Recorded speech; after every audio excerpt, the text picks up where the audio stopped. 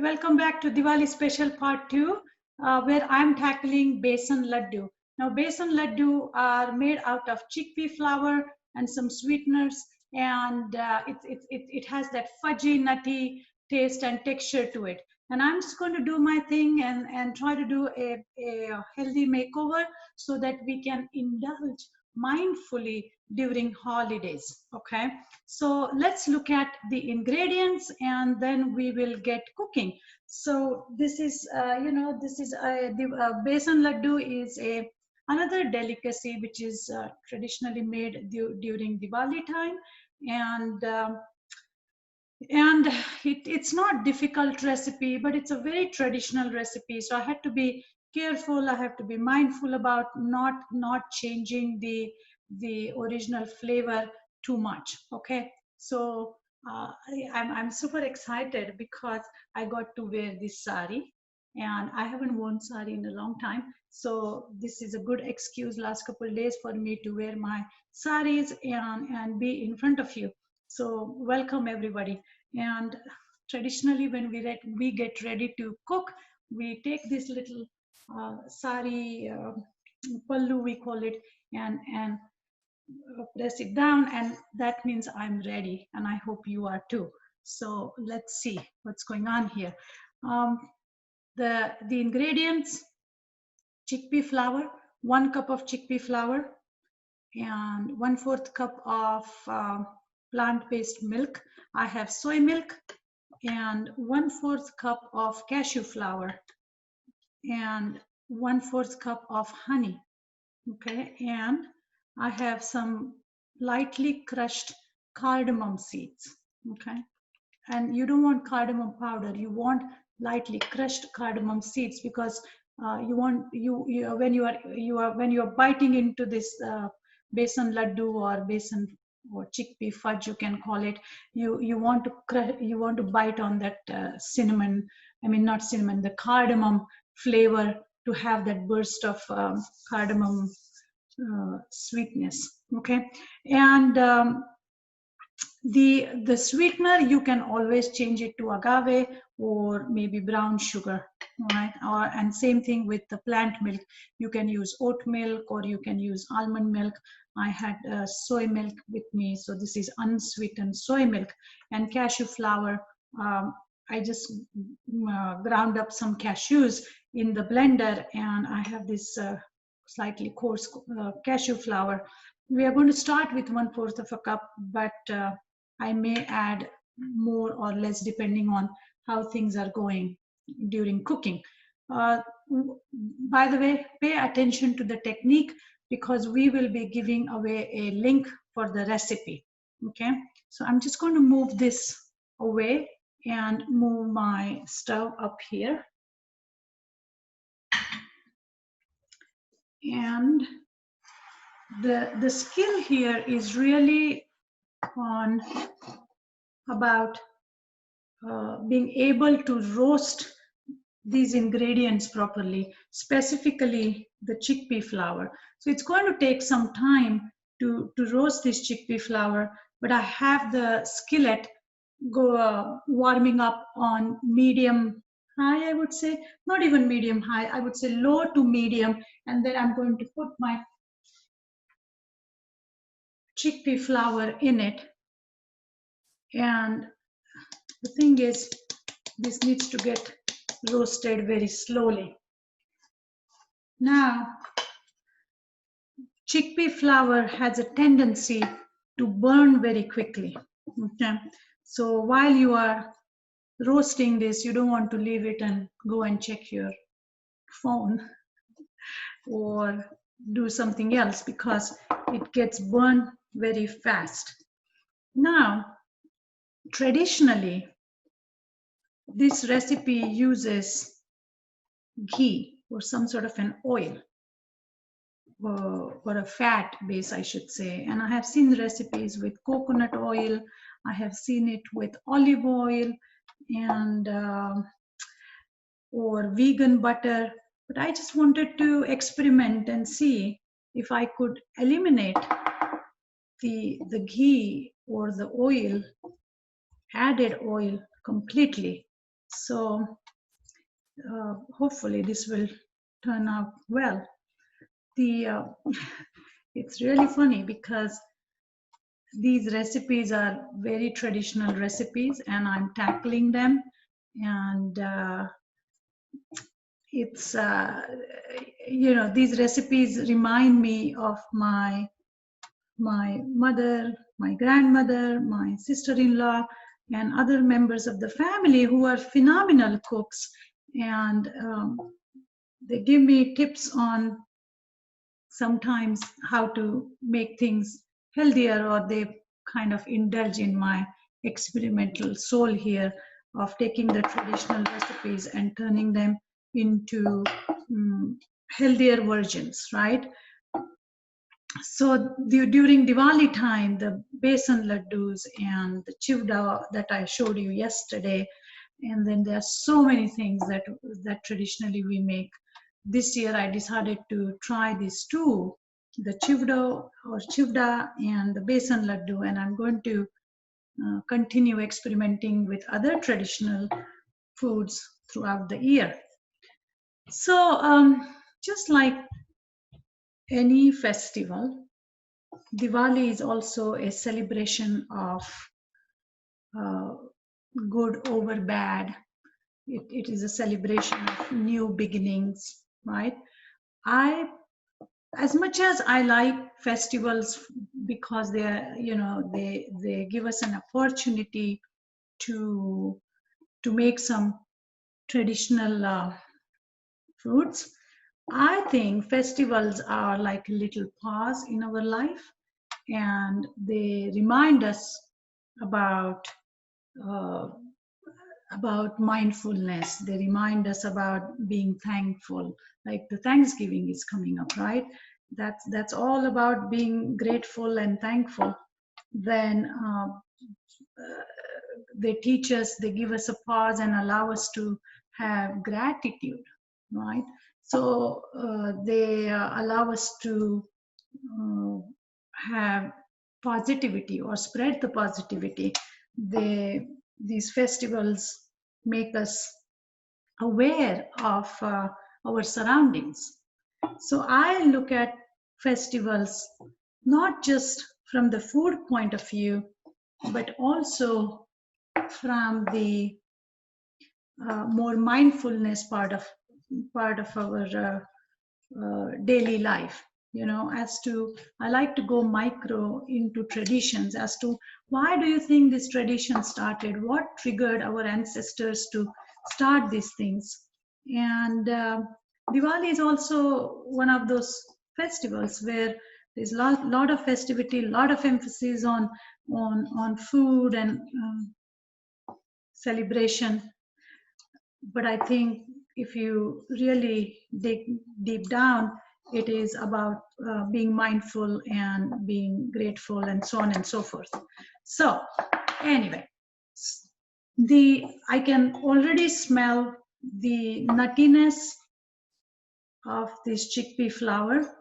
It's getting cooked, or it's getting roasted really well. I think I'm going to roast it probably for a few more seconds because I don't want to burn it, and I lower the heat as well. So Diwali or any Indian festival, or for that matter, I have I have friends from different religions, and we celebrate holidays together, or we exchange ideas about holidays and traditions, and it all comes down to being together, sharing, caring, uh, good over bad, and really, like I said, about being mindful. And I think food is just a just an added bonus. The chickpea flour now is really becoming toasty, and it's going to be tricky because there is no ghee in it. If there was fat in it, you would see it's turning its color. Okay, right now it's not turning its color. that much, but the smell is really good. I'm quickly going to wash my hands because I'm going to touch the flour just to see the temperature, because you want this flour to be slightly hot. Okay, it's more than warm, and the pan to be very hot. Okay, because now I'm going to sprinkle that plant-based milk that I have, because that's going to help cook this flour further. Okay, you can start by sprinkling this milk, and it should sizzle. Okay, that's what my sister-in-law told me yesterday. She gave me a good tip. She said, you know, it's ready when you add little bit of milk and it sizzles. Did you guys hear that? So my sister-in-law Gita mentioned this to me. Do you hear the sizzle? Okay, that means this flour is ready to absorb some liquid, and it's going to help with cooking of that flour. I'm going to keep some extra milk on the side in case if we need it. By the way, at this point, the heat is very low. Okay, it's on minimum. You can see. Okay, and I think I'm going to add another extra 1/4 cup of milk. Now you don't want this to be completely liquidish, but you just want enough moisture in here so that it gets cooked. Okay, as you can see, it's getting cooked. I might add little more milk to it. And so that's almost half a cup of milk.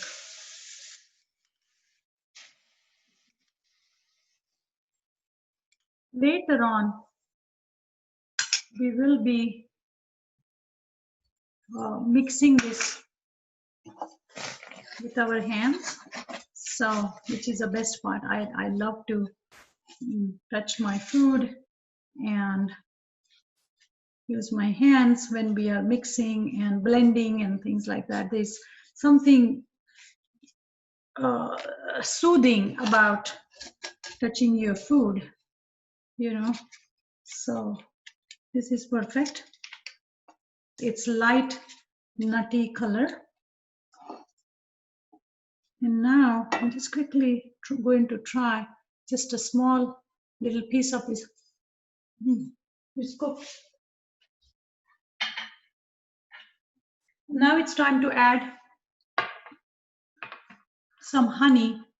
We'll add basically rest of the ingredients now. Okay, so I'm going to start by adding the cashew flour, 1/4 of it. That's fine. That's going to add more creaminess and more depth, more mouthfeel to this, making it even softer and rich. Now I did experiment with some almond flour, okay? And I think the mistake I made was I added almond flour while I was roasting this flour,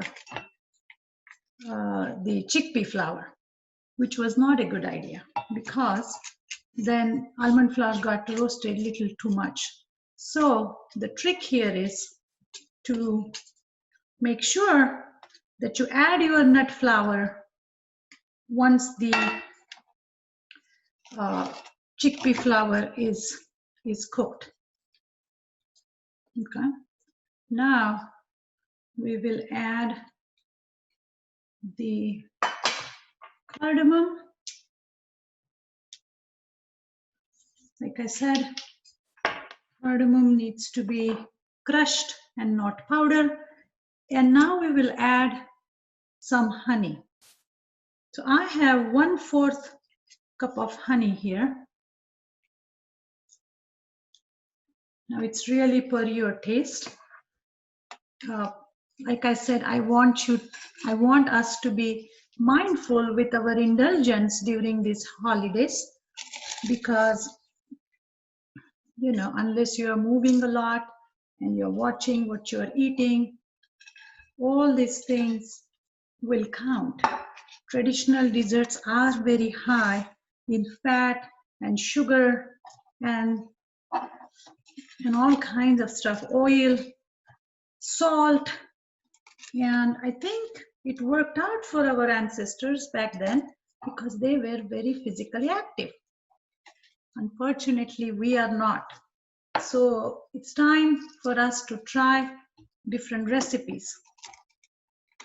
Now, as you can see, it's all coming together, and I'm going to start blending this with my hand. I'm going to take it out in another bowl and start blending it with my hand and turn them into these delicious, flavorful balls called ladoos.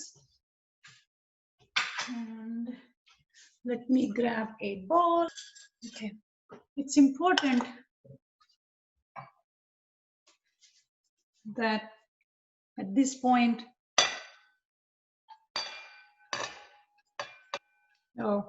the color is perfect.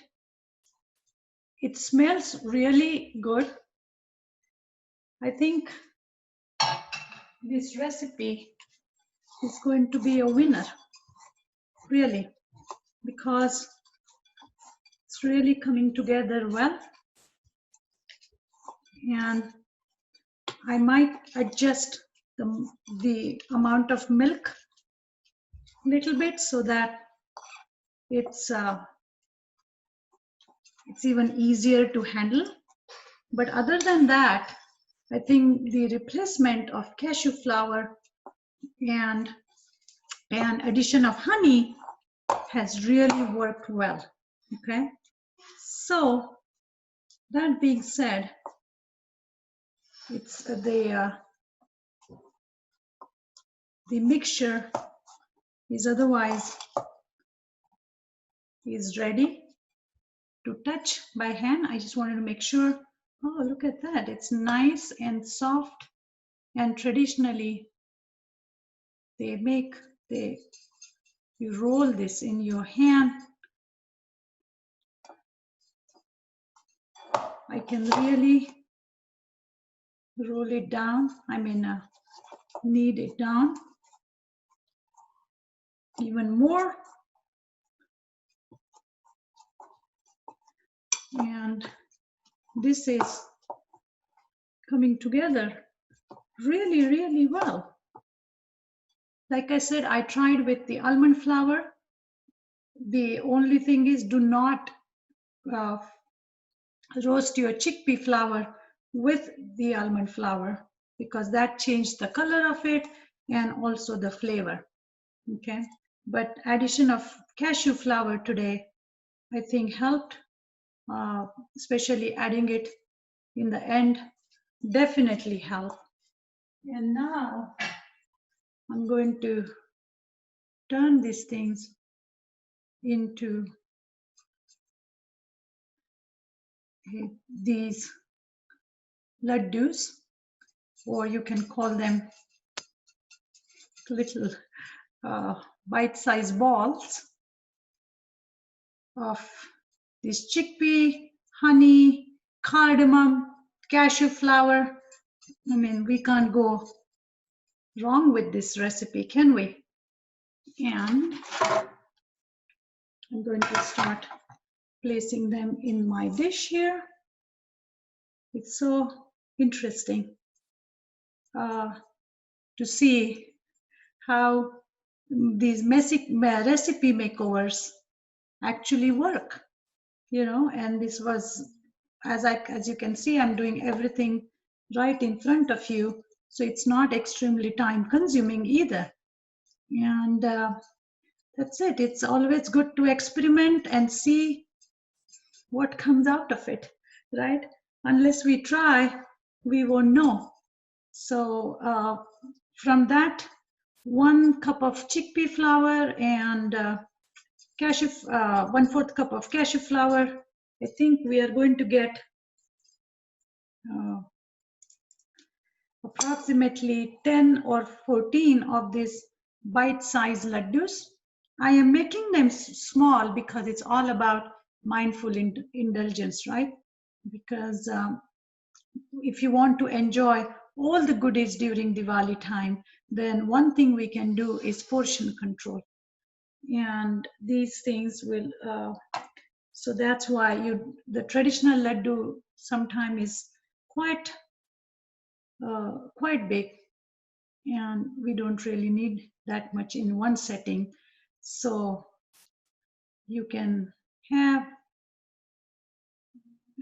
these small bites couple times, and as you can see, this is done.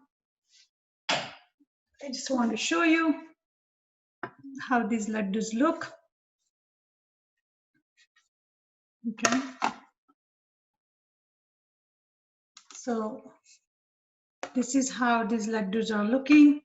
I'm quickly going to go and get some almond slivers to put on top, and they're just going to look even more delicious.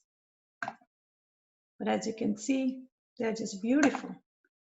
And they're sitting in this little boat, which is going to be filled with more laddus later on. Okay, so then you're just going to put a little almond sliver on top, just for decoration really. And sometimes golden raisins are put on top as well. I'm going to wash my hands. And here are my laddus in this boat. I can also place them on a plate so that you guys can see it. But like I said, this was a success. The texture is just perfect. The flavor, I'm going to try one now. So hang in here with me. Time to see.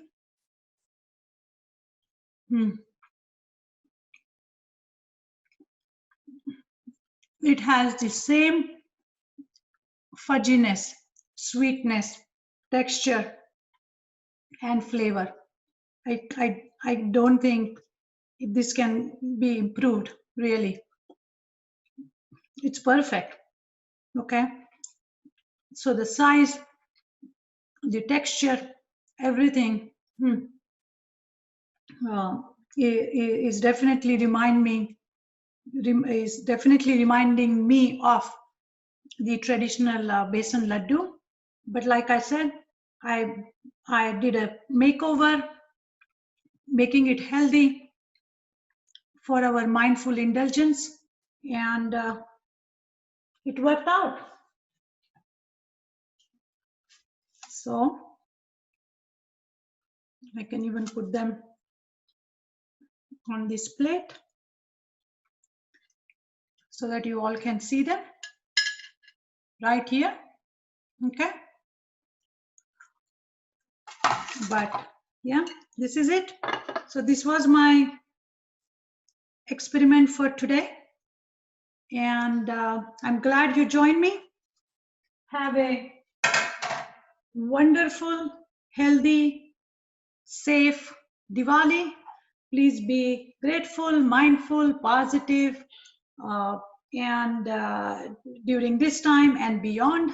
And I cannot thank you how grateful I am for all of you to every week watch me experiment with things and interview my guests, and it has brought me a lot of energy. It has brought me a lot of pleasure, and I'm so happy that I get to share with you. So again, Thank you for joining. I wish each one of you Happy New Year and Happy Diwali. And thank you for joining Ask Nutritionist Deepa's Facebook and podcast series every week. Thanks.